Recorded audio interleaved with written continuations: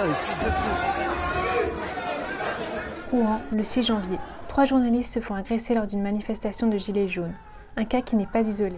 En Savoie, Samuel Maillon-Fontana est journaliste depuis plus de 10 ans. Aujourd'hui indépendant, il travaille depuis chez lui. Régulièrement, il réalise des reportages TV. Oui, je me suis déjà fait vandaliser mes biens personnels, je me suis déjà fait menacer de mort, voilà. C'est des choses qui vont avec le métier de journaliste. Marie Duchesne travaille en binôme avec Samuel depuis plus de 3 ans. Elle tourne et monte les sujets commandés.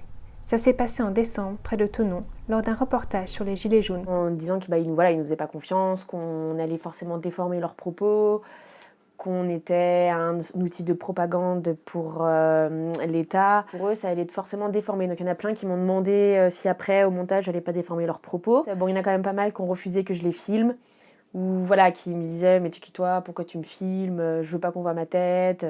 La défiance envers les journalistes n'est pas nouvelle. Régulièrement, ils sont accusés de manipulation. Pourtant, un pic a été observé ces dernières années.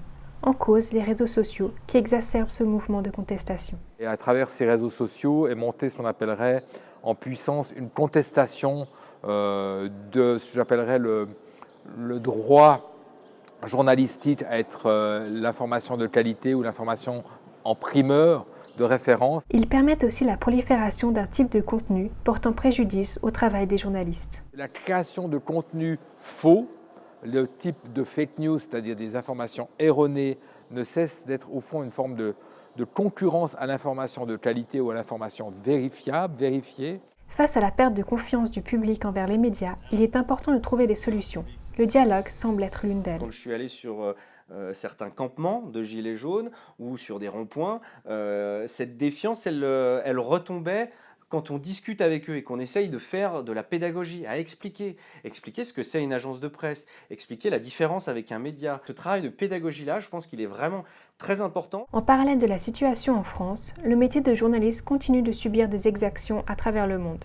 Selon Reporters sans frontières, 348 journalistes sont actuellement en détention contre 178 en 2013. Le pays le plus répressif reste la Corée du Nord, suivi de l'Érythrée et du Turkménistan.